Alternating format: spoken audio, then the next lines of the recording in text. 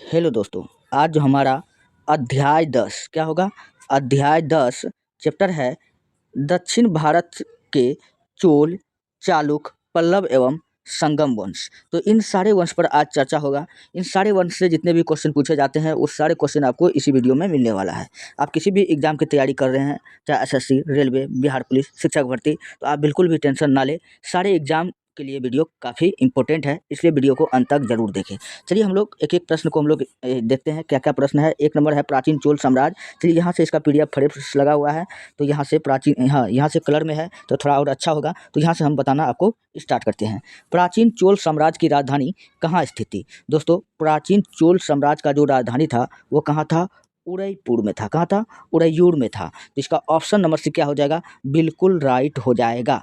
अब चलिए हम लोग थोड़ा सा चोल वंश के बारे में हम लोग जानते हैं। चोल राज मध्यकाल के आरंभ में चोल मंडलम कहलाता था। क्वेश्चन पूछा जाएगा कि चोल काल मध्यकाल के आरंभ में क्या कहलाता था, तो आपको बताना है कि चोल मंडलम कहलाता था तथा पांड्य राज के पूर्वोत्तर में स्थित था। यह किस राज के पूर्वोत्तर में स्थित था? तो आपको बताना है कि पांड्य राज के ये समकालीन था और इसी के पूर्वोत्तर में स्थित था। करिकाल ने उदयपुर तिरुचिरापल्ली, जो कहाँ पड़ता है? तिरुचिरापल्ली में के पास पड़ता है, को प्राचीन चोल साम्राज्य की राजधानी बनाया। अच्छा, अब क्वेश्चन पूछा जाएगा कि उदयपुर को प्राचीन चोल साम्राज्य की राजधानी चोल साम्राज्य की राजधानी कौन बनाया? तो करिकाल ने। कौन बनाया था? करिकाल ने बनाया था।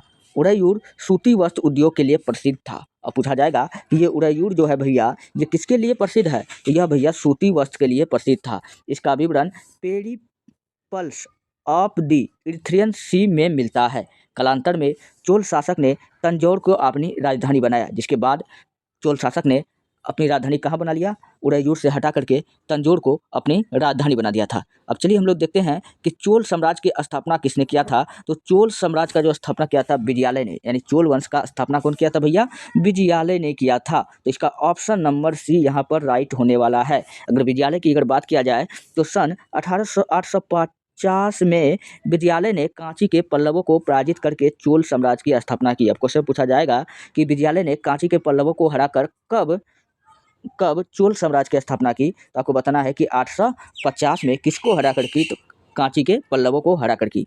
वह पहले पल्लव का ही सामंत था, मतलब इसी के यहाँ रहता था और इसी का गुलाम था, कह सकते हैं सामंत था। तो इसने पांड्यों की शक्तिहीनता का लाभ उठाकर तंजौर पर अधिकार कर लिया और नरकेसरी की उपाधि, किसकी उपाधि को धारण कर लिया? नरकेसरी की उपाधि को धारण किया। याद रखना है, इसने लगभग 21 वर्ष 871 ईस्वी में, इन्होंने कब? 871 ईस्वी में शासन किया। लगभग कितना वर्ष किया शासन? बताना है, 21 वर्ष तक शासन किया तथा निशुंभ सुदनी देवी का मंदिर बनवाया। मोस्ट इंपोर्टेंट है भैया, कई बार पूछा गया है। निशुंभ सुदनी का मंदिर किसने बनाया था? तो विजयालय ने बनाया था। और उदयपुर के स्थान पर तंजौर, यानी जिसको हम लोग तंजावुर कहते हैं, तंजावुर को अपनी राज्य की राजधानी बनाया। उदयपुर को हटा करके किसको राजधानी बना दिया? तंजौर को अपनी राजधानी बना लिया। चलिए हम लोग बढ़ते हैं नेक्स्ट प्रश्न। अगला प्रश्न है, किस चोल शासक के विषय में वर्णन है कि उसने अनुराधापुरम को, जो एक समय सिलोन, यानी अच्छा श्रीलंका का पुराना नाम क्या था भैया? सिलोन था। क्या था? आपको ये बात याद रखनी है। अच्छा, श्रीलंका की राजधानी अभी कहाँ है? तो श्रीलंका की राजधानी पहले था कोलंबो, अभी क्या हो गया है? श्रीवर्धनेपुरे पोट्टे। तो आपको ये बात याद रखना है, जो एक समय सिलोन यानी श्रीलंका की राजधानी था, उसको नष्ट कर दिया था। तो किस चोल शासक के विषय में वर्णन है कि उसने अनुराधापुरम को, जो एक समय सिलोन कहलाता था, जो कहाँ पर था? अभी श्रीलंका की राजधानी थी, उसको क्या कर दिया था? नष्ट कर दिया था। वो कौन चोल राजा था? तो वो था राजराज प्रथम। कौन था? राजराज प्रथम। ऑप्शन नंबर ए क्या होगा? राइट होगा। अब राजराज प्रथम के बारे में हम लोग यहाँ देख लेते हैं इनके डिस्कशन को। राजराज प्रथम एक नौसेना के साथ सिंहल द्वीप या सिलोन की ओर अग्रसर हुआ। राजराज प्रथम के साथ युद्ध में सिंहल नरेश महेंद्र पंचम पराजित हुआ। अब क्वेश्चन पूछा जाएगा कि राजराज के साथ युद्ध में श्रीलंका के किस नरेश पराजित हुआ? आपको बताना है कि महेंद्र पंचम पराजित हुआ। चोल सेना ने अनुराधापुरम को ध्वस्त कर दिया तथा सिंहल द्वीप के उत्तरी भाग पर अधिकार करके उसे चोल साम्राज्य का एक नया प्रांत बनाया और इसे मुमडी चोल मंडलम नाम दिया। राजराज ने अनुराधापुरम के स्थान पर पोलोनरुवा को अपनी राजधानी बनाया तथा इसका नाम जयनाथ मंडलम रख दिया। इसका नाम क्या रख दिया? जयनाथ मंडलम रख दिया। नेक्स्ट प्रश्न है, चोलों के अधीन ग्राम प्रशासन के विवरण किन शिलालेख से हमें प्राप्त होता है। तो चोलों के जो अधीन ग्राम प्रशासन था वो हमको किस शिलालेख से हमको पता चलता है? वो हमको चलता है उत्तर मेरूर के शिलालेख से हमको पता चलता है। तो ऑप्शन नंबर डी क्या हो जाएगा? बिल्कुल यहाँ पर राइट हो जाएगा। और हम लोग चोल के प्रशासन के बारे में अगर हमको जानकारी लेना है तो नीचे इसका डिस्कशन दिया हुआ है। चलिए हम लोग डिस्कशन को पढ़ते हैं। चोलों के अधीन ग्राम प्रशासन में ग्राम सभा की कार्यकारिणी समितियाँ की प्रणालियों का विस्तृत विवरण उत्तर मेरूर के लेखों में मिलता है। यही क्वेश्चन था। अब इनके आगे हम लोग देखते हैं। चोल शासन अपने कुशल स्थानीय प्रशासन के लिए प्रसिद्ध था। यहाँ प्रत्येक ग्राम की अपनी एक सभा होती थी जो प्रायः केंद्रीय नियंत्रणों से मुक्त रहते हुए स्वतंत्र रहकर एक स्वायत्तशासी ग्रामीण शासन का संचालन करती थी। तो ये इनका पूरा डिस्कशन था। दोस्तों अगर आपको वीडियो अच्छा लग रहा है, हेल्पफुल लग रहा है, तब आप हमारे चैनल को सब्सक्राइब कर लीजिए और वीडियो को लाइक कर लीजिए। जितना हो सके अपने दोस्तों में शेयर करते रहिए। मैं हर रोज़ आपके लिए एक ना एक वीडियो लाते रहता हूँ। तो अभी हिस्ट्री का कंप्लीट मैं कोर्स कराऊंगा। आप लोग बहुत है कमेंट पूछते रहते हैं कि कौन सा बुक से कराते हैं, तो महेश बर्नवाल की बुक से करा रहे हैं। तो महेश बर्नवाल का बुक का पूरा सोल्यूशन मिलेगा, सभी सब्जेक्ट का मिलेगा। अभी फिलहाल चल रहा है हिस्ट्री, तो इसके बाद पॉलिटिकल का स्टार्ट करेंगे। आप लोग कमेंट में बताइए पहले किस किस सब्जेक्ट का होना है, तो मैं आपसे उत्साहित होकर होगा तो एक दिन में 2-2 वीडियो डाल दूंगा। एक तो हिस्ट्री चलता ही है, तो होगा तो मैं साइंस का भी, या आप लोग जो बोलिएगा उसी का मैं करवा दूंगा। चलिए हम लोग देखते हैं। अगर आपको पीडीएफ चाहिए तो आप जाइए हमारे टेलीग्राम चैनल पर, वहाँ पर आप इतिहास की दुनिया 99 लिख करके वीडियो का पीडीएफ प्राप्त कर सकते हैं, नहीं तो वीडियो के डिस्क्रिप्शन में लिंक डाल दिया जाएगा। चलिए देखते हैं। 5वां नंबर का प्रश्न है, किस चोल राजा ने मालदीव के द्वीपों पर विजय प्राप्त की थी? अब कौन सा चोल राजा है? 4 गो ऑप्शन दिया हुआ है। जिन्होंने मालदीव के द्वीपों पर विजय प्राप्त की थी वो कौन किया था? तो राजराज प्रथम। कौन किया था? राजराज प्रथम ने किया था। अगर राजराज प्रथम का कार्यकाल की बात किया जाए तो यह 985 एडी से 1014 एडी तक इन्होंने शासन किया। इन्होंने मालदीव के द्वीपों पर विजय प्राप्त की थी। राजराज प्रथम ने सिंहल प्रदेश, जिसको हम लोग श्रीलंका कहते हैं, श्रीलंका के उत्तरी भागों पर अधिकार कर जगन्नाथ चोल की उपाधि धारण की थी। अब क्वेश्चन पूछा जाएगा कि जगन्नाथ चोल की उपाधि किस चोल वंश के राजा ने धारण किया था? तो आपको बताना है कि राजराज प्रथम। क्या बताना है? राजराज प्रथम। इसने शैव धर्म में आस्था व्यक्त करते हुए शिवपाद शेखर की उपाधि धारण की थी। अच्छा, ये किस धर्म को मानता था? ये शैव धर्म को मानता था। और इन्होंने और किसका उपाधि को धारण किया था? इन्होंने शिवपाद शेखर की उपाधि को धारण किया था, क्योंकि ये शैव धर्म को मानता था। राजराज प्रथम ने तंजौर में एक शिव मंदिर का निर्माण कराया था। इसे राजराजेश्वर मंदिर कई बार एग्जाम में पूछा गया है। तो राजराजेश्वर मंदिर या बृहदेश्वर मंदिर के नाम से भी जाना जाता है। तो क्वेश्चन पूछा जाएगा कि बृहदेश्वर मंदिर या राजराजेश्वर मंदिर किस चोल शासक ने बनाया था? तो आपको क्या बताना है कि राजराज प्रथम ने बनवाया था। चलिए पढ़ते हैं नेक्स्ट। अगला है, वह चोल राजा कौन था जिसने श्रीलंका को पूर्ण स्वतंत्रता दी और सिंहल के राजकुमार के साथ अपनी पुत्री का विवाह कर दिया था? उस चोल राजा का नाम आपको बताना है। तो वो चोल राजा कौन था? कुलोत्तुंग प्रथम। कौन था? कुलोत्तुंग प्रथम था। तो ऑप्शन नंबर ए बिल्कुल राइट हो जाएगा। चलिए हम लोग ये चोल राजा कुलोत्तुंग प्रथम के बारे में हम लोग जानते हैं। इनका कार्यकाल जो था 1070 से 1122 BC तक इनका कार्यकाल था। इन्होंने श्रीलंका को पूर्ण स्वतंत्रता दी तथा सिंहल के राजकुमार वीरपप्पे रूमल, सिंहल के राजकुमार का क्या नाम था? वीरपप्पे रूमल के साथ अपनी पुत्री का विवाह करवा दिया था। अब आपसे क्वेश्चन पूछा जाएगा, कुलोत्तुंग प्रथम ने अपनी पुत्री का विवाह किस राजकुमार से कराया था? तो आपको बताना है वीरपप्पे रूमल के साथ करवाया था। इस घटना की जानकारी बौद्ध ग्रंथ महावंश से मिलती है। अच्छा, महावंश के बारे में मैं आपको बताता हूँ। बौद्ध धर्म का सबसे बड़ा ग्रंथ पूछेगा तो कौन है? तो ये महावंश है। आपको याद रखनी है। चोल अभिलेखों में कुलोत्तुंग प्रथम को सुंगमतवीर्त कहा गया है। क्वेश्चन पूछेगा कि सुंगमतवीर्त किसे कहा गया है चोल अभिलेखों में? तो आपको बताना है कुलोत्तुंग प्रथम को कहा गया है। किसको कहा गया है? तो कुलोत्तुंग प्रथम को कहा गया है। इसका अर्थ होता है करों को हटाने वाला। अब सुंगमतवीर्त का पूछेगा कि क्या अर्थ होता है? इसका अर्थ होता है करों को, यानी टैक्स, कर बोले तो क्या? टैक्स को हटाने वाला। चोल शासक कुलोत्तुंग प्रथम ने 72 व्यापारियों के एक दूत मंडल 1077 ईस्वी में चीन भेजा था। अब क्वेश्चन पूछा जाएगा 72 व्यापारियों का एक दूत मंडल किस चोल शासक ने चीन भेजा था? आपको बताना है कुलोत्तुंग प्रथम। कौन भेजा था? कुलोत्तुंग प्रथम ने भेजा था। चलिए यहाँ से जितने भी क्वेश्चन बन रहा था मैंने आपको बताया। अब नेक्स्ट जो हमारा अगला प्रश्न है 7वां नंबर का क्वेश्चन कहता है कि निम्नलिखित में से किस मंदिर परिसर में नंदी की एक विशाल मूर्ति स्थित है जिसे भारत की विशालतम नंदी मूर्ति माना जाता है? तो इसका जो राइट आंसर होगा ऑप्शन नंबर ए होगा बृहदेश्वर मंदिर, जिसको कौन बनाया था? राजराज प्रथम ने बनवाया था। तो चलिए हम लोग देखते हैं बृहदेश्वर मंदिर के बारे में थोड़ा सा और भी जानकारी। चोल स्थापत्य के उत्कृष्ट प्रमाण में तमिलनाडु के तंजौर में स्थित शैव मंदिर है जो राजराजेश्वर या बृहदेश्वर मंदिर के नाम से प्रसिद्ध है, पीछे बता के आए हैं। और इसका निर्माण अभी भी मैंने आपको बताया कि राजराज प्रथम के शासनकाल में हुआ था। मंदिर के बहिर्भाग में नंदी की एकाश्म विशाल मूर्ति बनी है, जिसे भारत की विशालतम नंदी मूर्ति माना जाता है। यह मंदिर द्रविड़ स्थापत्य शैली का सर्वोत्तम उदाहरण है। अच्छा, मूर्ति जो बनता है द्रविड़ शैली में और नागर शैली में, तो यह किस शैली में बना हुआ है? द्रविड़ स्थापत्य शैली का सर्वोत्तम उदाहरण है। यह विश्व में प्रथम तथा एकमात्र मंदिर है जो पूर्णतः ग्रेनाइट से निर्मित है। आपको से पूछा जाएगा कि ग्रेनाइट से कौन सा मंदिर निर्मित है, तो आपको बताना है बृहदेश्वर मंदिर या राजराजेश्वर मंदिर, जिसको राजराज प्रथम ने बनवाया था। इस मंदिर को यूनेस्को ने विश्व धरोहर में घोषित किया है, तो यूनेस्को ने इसे विश्व धरोहर में घोषित कर दिया है। चलिए, ये जानकारी याद रखनी है। नेक्स्ट है 8वां नंबर का, किस राजवंश के विषय में संगम साहित्य में उल्लेख नहीं है? अब संगम का अर्थ होता है, आपको पता है संगम वंश के बारे में, जिसकी स्थापना विजयनगर काल में हुआ था। और कौन किया था? हरिहर राव और बुक्का राय ने किया था। अपने पिता के नाम पर संगम वंश का स्थापना किया था, आपको याद ही होगा, 1336 ईस्वी में। और चलिए देखते क्वेश्चन क्या कहता है, किस राजवंश के विषय में संगम साहित्य का उल्लेख नहीं है, तो वो कौन राजवंश है? कदम राजवंश। ऑप्शन नंबर ए क्या हो जाएगा? बिल्कुल राइट हो जाएगा। जबकि चेर, पांड्य, चोल ये तो था ही। प्राचीन संगम काल में संगम ग्रंथों की रचनाएं की गई थी। संगम का अर्थ होता है तामिल कवियों का समूह। क्या होता है? तामिल कवियों का समूह कहा जाता है, जिसे संगम साहित्य कहा गया है। इसमें चोल, चेर एवं पांड्य राजा की उद्भव का विवरण है, जबकि कदम राजवंश का संगम साहित्य का उल्लेख नहीं है। संगम साहित्य में प्रेम और राजाओं की प्रशंसा के बारे में बताया गया है। राजाओं की प्रशंसा से संबंधित रचना को आगम तथा सामाजिक जीवन की रचनाओं को पूरम कहा जाता है। अब क्वेश्चन पूछा जाता है कि राजाओं से संबंधित रचनाओं को क्या कहा जाता है, तो आगम कहा जाता है। और सामाजिक जीवन की रचनाओं को क्या कहा जाता है? पूरम कहा जाता है। अतः इन्हें मुख्यतः 3 भागों में बांटा गया है, पुत्थु पप्पातु। और पहला भाग इसका क्या कहलाता है? पुत्थु पप्पातु और इत्थु थोके। तथा तीसरा भाग इसका कहलाता है पदिनेकिल लक नवकु। क्या कहलाता है? पदिनेकिल लक नवकु।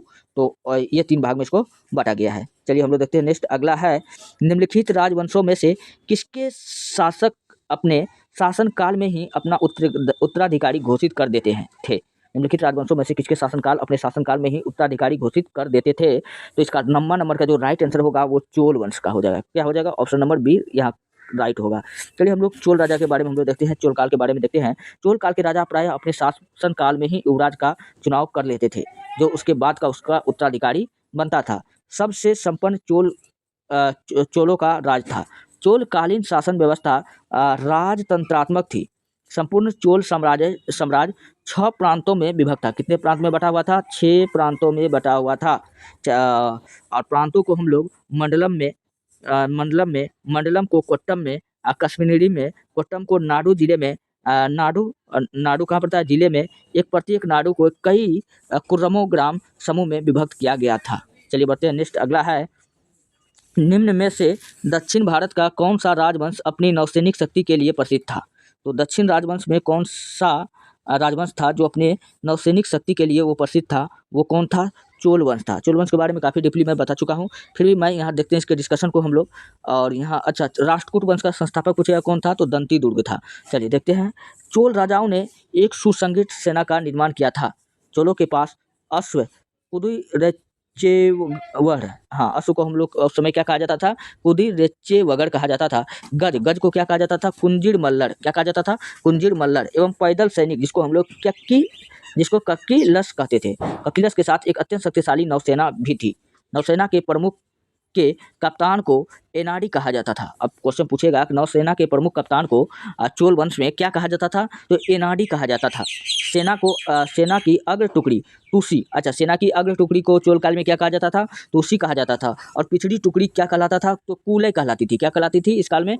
कूलय कहलाती थी। और इसी नौसेना की सहायता से उन्होंने श्रीविजय, सिंहल द्वीप, मालद्वीप आदि द्वीपों पर विजय प्राप्त की थी। कौन? चोलों ने। चलिए बढ़ते हैं नेक्स्ट। अगला है, निम्नलिखित में से किस राजवंश द्वारा प्रायः महिलाओं को प्रशासन में उच्च पद प्रदान किए जाते थे? किस वंश के द्वारा? वो चालुक्य वंश के द्वारा किया जाता था। तो ऑप्शन नंबर बी क्या हो जाएगा? बिल्कुल राइट हो जाएगा। अब चलिए हम लोग चालुक्य वंश में महिलाओं की क्या स्थिति थी यहाँ हम लोग देखते हैं। चालुक्य के शासनकाल में महिलाओं की सामाजिक एवं राजनीतिक स्थिति अच्छी थी, क्योंकि महिलाओं को प्रशासन में उच्च पद प्रदान किए जाते थे। महिलाओं को यहाँ पर उच्च पद दिया जाता था इस वंश में, आपको याद रखना है। चालुक्य शासक विजयादित्य, इनका जो कार्यकाल कब था? 696 से 773 ईस्वी ईसा पूर्व था के बीच था। विजयादित्य के भाई चंद्रादित्य की पत्नी कौन थी? विजय भट्टारिका। विजय भट्टारिका द्वारा लिखवाए गए ताम्रपत्र से उसके कुशल प्रशासन का विवरण प्राप्त होती थी। चलिए बढ़ते हैं नेक्स्ट। अगला है चालुक्य वंश का सबसे महानतम शासक कौन था? तो चालुक्य वंश का सबसे महानतम शासक जो था पुलकेशिन सेकंड। कौन था? पुलकेशिन द्वितीय था। अब ये पुलकेशिन द्वितीय वही व्यक्ति है जिन्होंने हर्षवर्धन को नर्मदा नदी के तट पर हराया था। हर्ष को पूछेगा कि नर्मदा नदी के तट पर कौन हराया था, तो यही पुलकेशिन द्वितीय ने हराया था। और पुलकेशिन द्वितीय का अगर कार्यकाल की अगर बात किया जाए तो इनका जो कार्यकाल था 609 से 642 ईसा पूर्व तक था इनका कार्यकाल। चालुक्य वंश का सबसे प्रसिद्ध शासक था। चालुक्य वंश का सबसे प्रसिद्ध सबसे शक्तिशाली शासक पूछेगा कौन था, तो यही पुलकेशिन सेकंड था। तभी तो इन्होंने हर्षवर्धन को हरा दिया था। इसके विषय में ऐहोल अभिलेख में इसके समकालीन कवि रवि कीर्ति द्वारा लिखी गई प्रशस्ति से जानकारी मिलती है। उसने श्री पृथ्वी वल्लभ सत्याश्रय की तथा हर्षवर्धन को पराजित कर परमेश्वर की उपाधि धारण की। अब इन्होंने हर्षवर्धन को नर्मदा नदी पर पराजित करके किसका उपाधि को धारण कर लिया, तो परमेश्वर की उपाधि धारण कर लिया। पुलकेशिन द्वितीय के पश्चात उसका पुत्र सत्याश्रय, जिसको हम लोग विक्रमादित्य प्रथम कहते हैं, चालुक्य वंश का शासक बना। और पुलकेशिन द्वितीय के बाद पूछेगा कौन राजा बना, तो वो बना सत्याश्रय, जिसको हम लोग विक्रमादित्य प्रथम के नाम से जानते हैं। चलिए बढ़ते हैं नेक्स्ट। महमूद गजनवी के सोमनाथ अभियान के समय चोल राज का शासक कौन था? अब मोहम्मद गजनवी ने इस सोमनाथ मंदिर को लूटा था। मोहम्मद गजनवी ने भारत में टोटल 17 बार हमला किया। कितना बार हमला किया? 17 बार। जिसका सबसे इसका फेमस हमला था 1025 से 26 के बीच में इन्होंने जो हमला किया था, यही गुजरात के सोमनाथ मंदिर पर किया था। यहाँ पर इस मंदिर को काफ़ी ज़्यादा लूटा गया, काफ़ी ज़्यादा तबाही मचाया गया। और मोहम्मद गजनवी ने अपना नाम भारत में बुत सिकन बताया है। क्या बताया? आपको याद रखना है। क्या बताया है? बुत सिकन बताया। और बुत सिकन का अर्थ होता है मूर्तियों का भंजक, यानी मूर्तियों को तोड़ने वाला। और चलिए हम लोग इसका डिस्कशन को हम लोग देखते हैं। तो फिलहाल इसका राइट आंसर क्या था? राजेंद्र प्रथम। सोमनाथ मंदिर के समय चोल राज का शासक पूछेगा कौन था, तो वो था राजेंद्र प्रथम। महमूद गजनवी के समय, सॉरी सोमनाथ मंदिर क्या, महमूद गजनवी के समय, जब महमूद गजनवी ने जब भारत में आक्रमण किया था सोमनाथ मंदिर पर, तो उस समय जो राजा था कौन था? राजेंद्र प्रथम था। चलिए हम लोग देखते हैं चोल शासक राजेंद्र प्रथम का शासनकाल 1012 से 1044 ईस्वी तक रहा। महमूद गजनवी ने 1025 से 26 ईस्वी में सोमनाथ अभियान किया था और सोमनाथ मंदिर को ध्वस्त कर दिया। इस प्रकार गजनवी द्वारा सोमनाथ का आक्रमण के समय चोल जो राजा था वो कौन था? राजेंद्र प्रथम था, और ये फरार हो गया था। चलिए देखते हैं नेक्स्ट है, किस चोल शासक ने पुहार नगर की स्थापना की थी? अब पुहार नगर की स्थापना पूछेगा कि कौन सा चोल शासक ने किया है, तो वो किया था करिकाल ने। तो ऑप्शन नंबर डी क्या हो जाएगा? बिल्कुल राइट हो जाएगा। अब चलिए हम लोग नीचे देखते हैं करिकाल चोल राजा के बारे में। करिकाल ने चोलों की तटीय राजधानी पुहार और आधुनिक जो कावेरीपट्टनम, जिसको हम लोग अभी क्या कहा जाता है, कावेरीपट्टनम की स्थापना की। इसने संपूर्ण तमिल प्रदेश को अपने अधीन कर लिया था। करिकाल को जले हुए पैरों वाला कहा गया है। तो क्वेश्चन पूछा जाएगा कि किस चोल राजा को जले हुए पैरों वाला कहा गया है, तो आपको क्या बताना है? करिकाल को कहा गया है। इसने वन्नी नामक स्थान पर वेल्लड़ी तथा अन्य 11 शासकों की संयुक्त सेना को पराजित कर प्रसिद्धि प्राप्त की। ग्रेट अनिकुट या इसी को हम लोग कहते हैं कल्लानाई, करिकाल द्वारा बनाया गया, जो विश्व का सबसे प्राचीन जल मोड़ या पानी नियामक संरचनाओं में से एक माना जाता है। जिस प्रश्न है पश्चिमी भारत में चालुक्यों को किसने विस्थापित किया था? पश्चिमी भारत में चालुक्य को किसने विस्थापित किया था, तो वो किया था पल्लव ने किया था। कौन किया था? पल्लव ने किया था। अब चलिए हम लोग पल्लव के बारे में जानते हैं। पल्लव शासक नरसिंह वर्मन कौन था? नरसिंह वर्मन किस वंश के शासक थे? ये पल्लव वंश के शासक थे। और इनका कार्यकाल कब था? 630 से 668 बीसी इनका कार्यकाल था। इन्होंने पुलकेशिन द्वितीय को परास्त कर दिया था। अब देखिए ये पुलकेशिन द्वितीय पहले तो हर्ष को हराया, लेकिन ये किससे हार गया था? नरसिंह वर्मन से हार गया था। ये भी बात आपको याद रखनी है। और चालुक्यों की पश्चिम भारत की ओर विस्थापित होने पर इन्होंने विवश कर दिया। नरसिंह वर्मन ने चालुक्य की राजधानी वातापी पर अधिकार कर लिया। इस विजय के उपलक्ष्य में उसने वातापी कोंड की उपाधि धारण की थी। क्वेश्चन पूछा जाएगा कि नरसिंह वर्मन ने किसकी उपाधि को धारण किया था, तो वातापी कोंड की उपाधि को धारण किया था। चालुक्य की राजधानी कहाँ थी? चालुक्यों की राजधानी पूछेगा कहाँ थी, तो चालुक्य वंशों की जो राजधानी थी वो वातापी हुआ करता था। कौन हुआ करता था? वातापी हुआ करता था। तो ऑप्शन नंबर ए इनका बिल्कुल राइट होगा। और चलिए हम लोग देखते हैं 6वीं 7वीं शताब्दी में बीजापुर जो कहाँ पड़ता है? हमारा कर्नाटक जिले में स्थित वातापी, जिसको आधुनिक बादामी कहा जाता है, आधुनिक नाम क्या है? बादामी नामक प्राचीन नगर चालुक्यों की राजधानी थी। वातापी के चालुक्य वातापी के चालुक, कल्याणी के चालुक, ये सब टोटल, अच्छा ये जो चालुक वंश था टोटल 4 का काल में विभाजित था। कल्याणी का चालुक, वातापी का चालुक, इस प्रकार 4 गो था। वातापी के चालुक राजवंश का वास्तविक संस्थापक पूछेगा कौन था? पुलकेशिन प्रथम। कौन था? पुलकेशिन प्रथम था। इसने उत्तराधिकारी कीर्तिवर्मन जो 567 से 597 बीसी में पूर्ण पराक्रम, सत्याश्रय आदि की उपाधि धारण की। नेक्स्ट है, किस चोल शासक ने बंगाल की खाड़ी को चोल झील का स्वरूप प्रदान किया था? तो वो कौन किया था? तो वो किया था राजेंद्र प्रथम ने। ऑप्शन नंबर बी क्या हो जाएगा? बिल्कुल राइट हो जाएगा। चलिए राजेंद्र प्रथम के बारे में हम लोग जानते हैं। तो राजेंद्र प्रथम 1014 ईस्वी में इनका कार्यकाल था। ये चोल वंश का चरमोत्कर्ष का काल था। कुछ कहेगा किसके काल में चोल वंश काफ़ी ज़्यादा डेवलप हुआ, तो आपको क्या बताना है कि राजेंद्र प्रथम के काल में हुआ। यह 1014 ईस्वी में चोल राज सिंहासन पर बैठा, और ये सिंहासन पर कब बैठा? 1014 ईस्वी में। इसकी उपलब्धियों के विषय में जानकारी हमें तिरुवालंगार एवं करंदाई अभिलेखों से मिलती है। पूछेगा राजेंद्र प्रथम की जानकारी हमको कहाँ से, किस अभिलेख से मिलती है? तिरुवालंगारू और करंदाई अभिलेखों से मिलती है। बंगाल की खाड़ी में चोलों की शक्तिशाली नौसेना के प्रभुत्व के कारण इसे चोलों की झील कहा जाता है। तो चोलों का झील किसके कहा जाता है? तो चोल वंश के नौसेना के शक्तिशाली नौसेना को। चलिए, शिल्पप्पादिकारम का लेखक था। अब शिल्पप्पादिकारम एक बुक है, इनका लेखक पूछेगा कौन है? तो इनका लेखक जो है इलंगो। कौन है? इलंगो है। तो ऑप्शन नंबर ए बिल्कुल राइट हो जाएगा। अब चलिए हम लोग देखते हैं अगला इसका डिस्कशन को। प्रेम कथा पर आधारित महाकाव्य शिल्पप्पादिकारम का लेखक इलंगो आदिगल था। कौन था? इसका पूरा नाम क्या है? इलंगो आदिगल। यह तमिल साहित्य का प्रथम महाकाव्य है। क्वेश्चन पूछेगा कि तमिल साहित्य का प्रथम महाकाव्य हम लोग किसको कहते हैं? तो तमिल साहित्य का प्रथम महाकाल हम लोग कहते हैं शिलप्पादिकारम। किसको कहते हैं? शिलप्पादिकारम को कहते हैं। इसका शाब्दिक अर्थ होता है नुपुर की कहानी। क्या होता है इसका अर्थ? नुपुर की कहानी। यह संगम साहित्य का महत्वपूर्ण महाकाव्य है। अब पूछेगा कि इलंगो जो है यह किस काल का ग्रंथ है? तो संगम काल का है। किस काल का है? संगम काल का है। इसके लेखक चोल नरेश करिकाल का पौत्र था। कोवलन और कन्नागी इस महाकाव्य के क्रमशः नायक और नायिका है। यह महाकाव्य पुहार का कांडम और मदुरै का कांडम और वज्जी का कांडम 3 भागों में विभाजित है। इन भागों में चोल, पांड्य और चेर राजों का वर्णन है। इन तीनों भाग में 3 काल का वर्णन है, चोल, पांड्य और चेर का। प्रसिद्ध दिलवारा मंदिर कहाँ स्थित है? तो प्रसिद्ध दिलवारा मंदिर जो है यह जैन धर्म से स्थित है। किस धर्म से है? जैन धर्म से है। यह गुजरात में है, माउंट आबू में है। तो यहाँ ऑप्शन देखिए, यहाँ पर दिलवारा मंदिर कहाँ है? तो ये इसका राइट आंसर क्या हो जाएगा? राजस्थान, सॉरी दिलवारा कहाँ है? राजस्थान में है। तो ऑप्शन नंबर ए क्या हो जाएगा? बिल्कुल राइट हो जाएगा। चलिए, दिलवारा मंदिर 5 मंदिरों का एक समूह है। क्वेश्चन पूछा जाएगा किस मंदिर, कौन मंदिर है जो 5 मंदिरों का एक समूह है? तो बताना है दिलवारा का मंदिर जो कहाँ है? माउंट आबू, जो कहाँ पड़ता है? हमारा राजस्थान में स्थित है।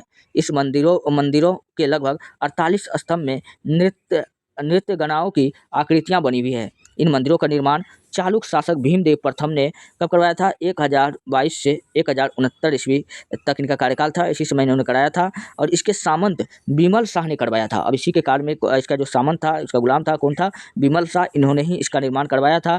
इनमें सबसे प्रसिद्ध मंदिर पूछेगा कौन है? तो बिमल वसीही मंदिर जो जैन धर्म के प्रथम तीर्थकार ऋषभ देव को समर्पित है। किसके जैन धर्म के किस तीर्थकार का वर्णन है? तो ऋषभ देव जो जैन धर्म के प्रथम तीर्थकार हैं। तो जैन धर्म का आप लोग बताइए कि जैन धर्म में टोटल कितने तीर्थकार हुए? तो जैन धर्म में टोटल भैया 24 तीर्थकार हुए। 24वां तीर्थकार कौन था? महावीर स्वामी। इसको जैन धर्म का वास्तविक संस्थापक कहा जाता है। जो 23वां पूछेगा कौन था? तो सुपार्श्वनाथ था। 19वां पूछेगा कौन था? तो मल्लीनाथ था। चलिए बढ़ते हैं नेक्स्ट प्रश्न। अगला है, प्रसिद्ध उत्तर मेरूर शिलालेख किसके शासनकाल से संबंधित है? प्रसिद्ध उत्तर मेरूर शिलालेख किसके शासनकाल से संबंधित है? तो वो है परातक प्रथम से। किसके है? ऑप्शन नंबर ए क्या हो जाएगा? बिल्कुल राइट हो जाएगा, परातक प्रथम। तो उत्तर मेरूर शिलालेख से चोल शासक परातक प्रथम के विषय में विस्तृत जानकारी मिलती है। चोल शासक परातक ने पांड्य की शासक में मदुरै जीतकर मदुरै कोंड की उपाधि धारण की। परातक प्रथम के उत्तर मेरूर लेख से चोलों के स्थानीय शासन की जानकारी मिलती है। दोस्तों क्वेश्चन पूछा जाता है कि मदुरै को हम लोग क्या कहते हैं? जिसको हम लोग त्योहारों की नगरी कहते हैं। क्या कहते हैं? त्योहारों की नगरी किसको कहते हैं? मदुरै को कहते हैं। चलिए बढ़ते हैं नेक्स्ट। अगला है, गधैया था। दोस्तों गधैया एक सिक्का था। क्या था? एक सिक्का था। तो इसका ऑप्शन नंबर ए क्या हो जाएगा? बिल्कुल राइट हो जाएगा। चलिए हम लोग देखते हैं गधैया के बारे में। गधैया नामक भारतीय सिक्का लगभग 530 ईसा पूर्व से 1202 ईस्वी तक राष्ट्रकूट, चालुक और पाल सहित गुप्त साम्राज्य के पतन के बाद उभरे। कई पश्चिमी भारतीय राज्यों द्वारा उपयोग में यह सिक्का को लाया जाता था। चालुक्यों के काल में इन्हें गढ़ैया पैसे भी कहा जाता था, और यही गढ़ैया को चालुक्य वंश में इसको क्या कहा जाता था? गढ़ैया कहा जाता था। तो आपको याद रखना है, गढ़ैया ही क्या बन गया? गढ़ैया बन गया। कब बन गया? चालुक्यों के काल में बन गया।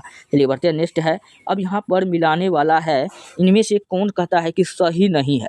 यहाँ पर चीनी यात्री दिया हुआ है, फैयान वेनसांग इत्सिंग चीनी यात्री है और इनके क्रम है। ये कब आया है? देखिए कोई एक ठो इसमें गलत है। तो फैयान जो है, फैयान कब आया था? तो फैयान जो चंद्रगुप्त द्वितीय के दरबार में आया था। किसके दरबार में आया था? ये 399 से 414 ईस्वी। बिल्कुल सही है, ये तो बिल्कुल सही है, इसमें कोई दाग नहीं है। वेनसांग 629 से 645, ये हर्षवर्धन के काल में आया था। किसके काल में आया था? हर्षवर्धन के काल में आया था। ये किसके काल में आया था भैया? ये हर्षवर्धन के काल में आया था। फिर उसके बाद में इत्सिंग 679 से 695, ये भी बात इत्सिंग के बारे में ये गलत है। अल मसूदी 957 बिल्कुल सही है। तो ये सब जो है सही है, और गलत कौन है? यही इत्सिंगे वाला एक तो क्या है? गलत है, और हमको यही गलत चुनने के लिए कहता है। कौन सुमेलित नहीं है? तो ऑप्शन सी क्या है? वो सुमेलित नहीं है, यही बिल्कुल राइट हो जाएगा। इत्सिंग भारत में देख लीजिए इसका, इत्सिंग कब आया है? तो 600, ये भी चीनी यात्री था। क्या था? चीनी यात्री था। 673 ईस्वी से 685 ईस्वी तक रहा। शेष सभी जो है ये सब सुमेलित है, सही है। चलिए बढ़ते हैं, नेक्स्ट अगला है। निम्न मंदिरों को कालानुक्रम मतलब काल क्रम के अनुसार व्यवस्थित कीजिए। कि कौन मंदिर का कार्यकाल सबसे पहले हुआ था, फिर उसका हुआ था, फिर उसका हुआ था, आपको काल क्रम के अनुसार दर्शाना है। तो हम लोग चलिए स्टार्ट करते हैं। तो बृहदेश्वर मंदिर, बृहदेश्वर मंदिर जो देखिए, बृहदेश्वर मंदिर, फिर गंगेकोंड चोलपुरम मंदिर, महाबलीपुरम का तटीय मंदिर, और चौथा है सप्त पेगोड़ा मंदिर। तो इनमें से जो सबसे पहले जो मंदिर का जो स्थापना हुआ था वो किसका हुआ था? तो वो हुआ था सप्त पेगोड़ा मंदिर का। किसका हुआ था? सप्त पेगोड़ा का हुआ था, यानी कि 4। फिर उसके बाद में हुआ था महाबलीपुरम का तटीय मंदिर, तो 4 3 हो गया। फिर उसके बाद में हुआ था बृहदेश्वर मंदिर, 1 हो गया। फिर उसके बाद में गंगैकोंड चोलपुरम मंदिर, फिर इसके बाद 2 हो गया, यानी 4 3 1 2 खोजिए कहाँ पर है? तो ऑप्शन नंबर डी पे है। तो बिल्कुल यहाँ पर क्या हो जाएगा? ऑप्शन डी राइट हो जाएगा। चलिए यहाँ पर इनका डिटेल दिया हुआ है। बृहदेश्वर मंदिर की बात किया जाए तो 1003 से 1010 ईस्वी के मध्य हुआ था। गंगा चोलपुरम मंदिर ये कब हुआ था? 1025 ईस्वी में। महाबलीपुरम का तटीय मंदिर ये फिर कब हुआ था? 700 से 728 ईस्वी में। सप्त पेगोडा 7वीं सदी में हुआ था। चलिए बढ़ते हैं, नेक्स्ट अगला है। किसकी प्रशासन प्रणाली को अद्वितीय विशेषता ग्राम स्वायत्तता का विकास थी? तो किसकी शासन प्रणाली थी? वो था चोल का। तो ऑप्शन नंबर बी क्या होगा? राइट होगा। चोल प्रशासन की प्रमुख विशेषता उसका स्थानीय स्वशासन। अच्छा, स्थानीय स्वशासन मतलब पंचायती राज व्यवस्था। आप लोग फटाफट कमेंट कर दीजिए कि भारत में सर्वप्रथम स्थानीय स्वशासन या पंचायती राज व्यवस्था अंग्रेजों द्वारा कहाँ लगाया गया था? आप लोग फटाफट बोल दीजिए। और इसका जनक किसे कहा जाता है? ये बात आप बताइए। जिसमें ग्राम स्वायत्तता प्रमुख थी, ग्राम स्वशासन की पूर्ण इकाई थे, और ग्राम का प्रशासन ग्रामवासी स्वयं करते थे। ग्राम सभा के सदस्यों को पेरूमक्कल कहा जाता था, और जो ग्राम सभा के जो सदस्य हुआ करता था उनको क्या कहा जाता था चोल वंश के काल में? तो पेरूमक्कल कहा जाता था। ग्राम को 30 भागों में विभाजित कर दिया जाता था। ग्राम सभा में एक निश्चित योग्यता रखने वाले व्यक्ति को चुना जाता था। नेक्स्ट है, गंगैकोंड चोलपुरम की स्थापना किसने की थी? तो गंगैकोंड चोलपुरम की स्थापना भैया किसने किया था? तो वो किया था राजेंद्र ने। कौन किया था? राजेंद्र प्रथम ने किया था। तो ऑप्शन ए सी क्या हो जाएगा? राइट हो जाएगा। और गंगैकोंड चोलपुरम चोल वंश के प्रतापी राजा राजेंद्र चोल प्रथम की राजधानी थी।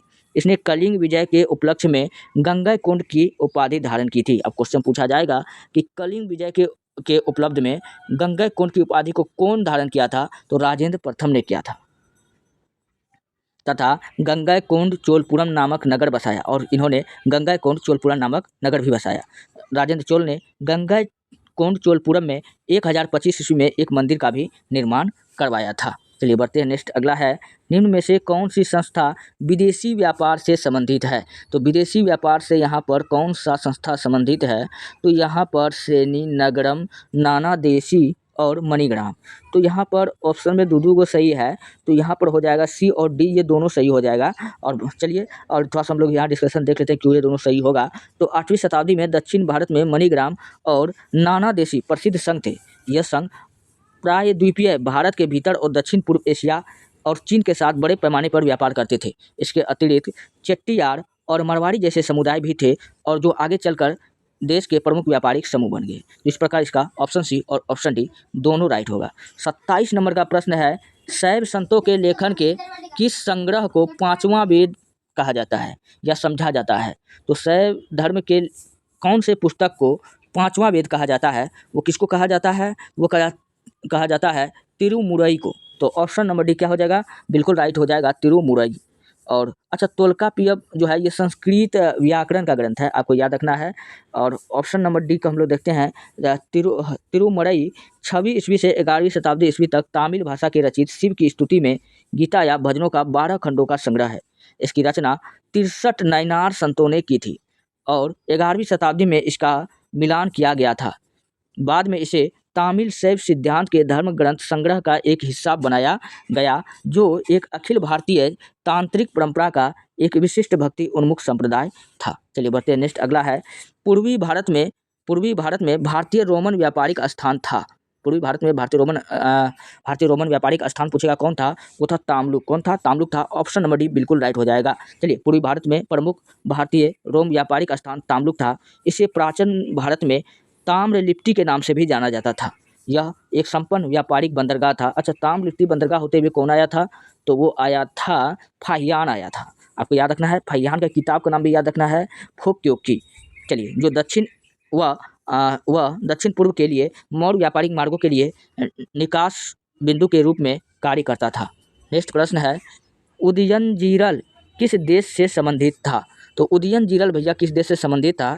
तो ये जो संबंधित था वो चेर वंश से संबंधित था। किस वंश से संबंधित था? ये चेर वंश से संबंधित था। और चेर वंश के अगर संस्थापक की अगर बात किया जाए तो उथियान चेरलाथन।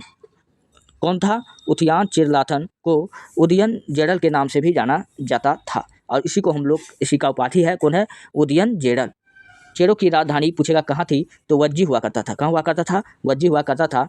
चेर राजाओं में सबसे महान शासक, सबसे शक्तिशाली शासक, सबसे प्रसिद्ध शासक पूछेगा कौन हुआ करता था? तो सेनगुट्टुवन। कौन था?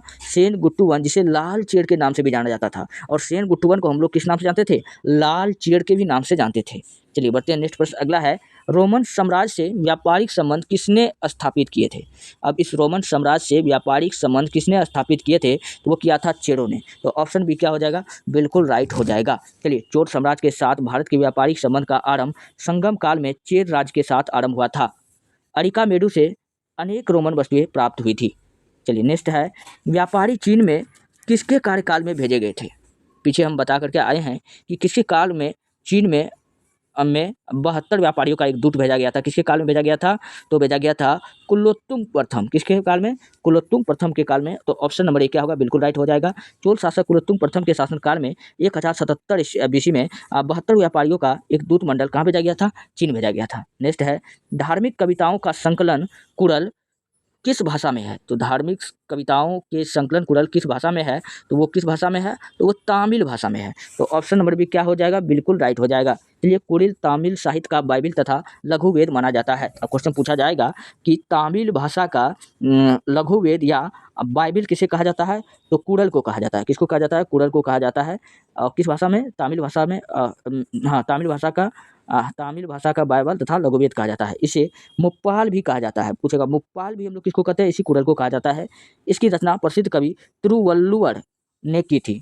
अनुश्रुतियों के अनुसार तिरुवल्लुवर ब्रह्मा के अवतार थे और ऐसा माना जाता है कि तिरुवल्लुवर किसके अवतार थे? यह ब्रह्मा के अवतार थे। नेक्स्ट है, किस ऋषि के बारे में कहा जाता है कि उन्होंने दक्षिण भारत का आर्यकरण किया, उन्हें आर्य बनाया? ऐसा किस ऋषि के बारे में कहा जाता है? तो वो ऋषि अगस्त के बारे में कहा जाता है। और ऋषि अगस्त के बारे में यहाँ नीचे दिया गया है कि दक्षिण भारत में आर्यकरण का श्रेय महर्षि अगस्त को दिया जाता है। इन्होंने दक्षिण की यात्रा की और बाद में वहीं बस गए थे। इन्हें तमिल साहित्य के जनक के रूप में जाना जाता है। और महर्षि अगस्त को हम लोग किसके जनक के रूप में जानते हैं? तो तमिल साहित्य के जनक के रूप में जानते हैं। तो 34 नंबर का प्रश्न है।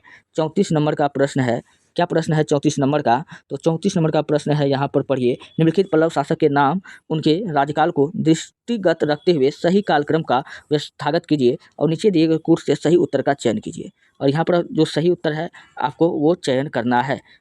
इनके नाम और कार्यकाल के अनुसार से आपको सजाना है। तो सबसे पहले अगर बात किया जाए तो सबसे पहले कौन था, तो महेंद्र वर्मन था। कौन था, महेंद्र वर्मन था। और उसके बाद में नरसिंह वर्मन था। तो हो गया 4 2, और इसके बाद में कौन हो जाएगा, परमेश्वर वर्मन हो जाएगा। तो 1 हो गया, और उसके बाद में कौन हो जाएगा, 3 हो जाएगा। क्या हो जाएगा, नंदी वर्मन सेकेंड। तो 4 2 1 3, 1 नंबर। तो ऑप्शन ए में देखिए मिल रहा है। तो ऑप्शन ए क्या हो जाएगा, बिल्कुल राइट हो जाएगा। और यहाँ पर इनका दिया हुआ है, तो यहाँ देख लेते हैं हम लोग। तो प्रश्नानुसार पल्लव शासक का उनके राजकाल के काल क्रमानुसार स्थिति यहाँ पर दिया हुआ है। महेंद्र वर्मन प्रथम जो कब था, 600 से 630 बीसी के आसपास में। नरसिंह वर्मन 630 से 668। परमेश्वर वर्मन लगभग 600 से 700। नंदी वर्मन 731 से 795। और नेक्स्ट है, सूची 1 को सूची 2 से सुमेलित कीजिए और सूचियों के नीचे दिए गए कूटों का प्रयोग करते हुए सही उत्तर का चयन कीजिए। यहाँ पर आप मिलाइए, सूची 1 को सूची 2 से दिए गए कूट का प्रयोग करते हुए सही उत्तर का चयन कीजिए। इसमें जो है लाइन के अनुसार आपको चयन करना है कि कौन सही है। इसका कौन सही हो जाएगा, तो यहाँ पर देखिए गुप्त, हाँ गुप्त का हो जाएगा, गुप्त का हो जाएगा देवगढ़। क्या हो जाएगा, देवगढ़ हो जाएगा, यानी 4 ये हो जाएगा 4। बी का हो जाएगा, बी का हो जाएगा, बी का क्या हो जाएगा, बी का हो जाएगा 3 4 3। बी का हो जाएगा खजुराहो। और चालुक्य का क्या हो जाएगा, चालुक्य का हो जाएगा चालुक्य का हो जाएगा पनमेल, फिर पल्लव का हो जाएगा बादामी। तो ये इस प्रकार से सही होगा। तो 4 3 1 2 ऑप्शन नंबर ए क्या हो जाएगा, बिल्कुल राइट होगा। यहाँ पे इसका मिलाया हुआ क्रम है। तो यहाँ पर आप देख लीजिए। तो गुप्त काल का क्या हो जाएगा, देवगढ़ हो जाएगा। चंदेल का खजुराहो हो जाएगा। चालुक्य का बादामी हो जाएगा। और पल्लव का क्या हो जाएगा, पनमले हो जाएगा। इस प्रकार यहाँ मिलाया हुआ है। दोस्तों अगर आपको वीडियो अच्छा लगता है, हेल्पफुल लगता है, तब आप हमारे चैनल को सब्सक्राइब कर लीजिए और वीडियो को लाइक कर दीजिए। मैं हर रोज़ आपके लिए वीडियो लेकर के आता रहता हूँ। अभी हिस्ट्री का कंप्लीट सीरीज चल रहा है। हिस्ट्री के बाद में मैं आपको पॉलिटिकल का कराऊंगा। पॉलिटिकल फिर ज्योग्राफी, जैसे जैसे होगा धीरे धीरे सबको खत्म कर दिया जाएगा। अगर आपको पीडीएफ चाहिए तो आप जाइए हमारे टेलीग्राम चैनल पर, वहाँ पर आप इतिहास की दुनिया 99 लिख करके वीडियो का पीडीएफ प्राप्त कर सकते हैं। नहीं तो वीडियो के डिस्क्रिप्शन में लिंक डाल दिया जाएगा। चलिए मिलते हैं नेक्स्ट वीडियो में। धन्यवाद।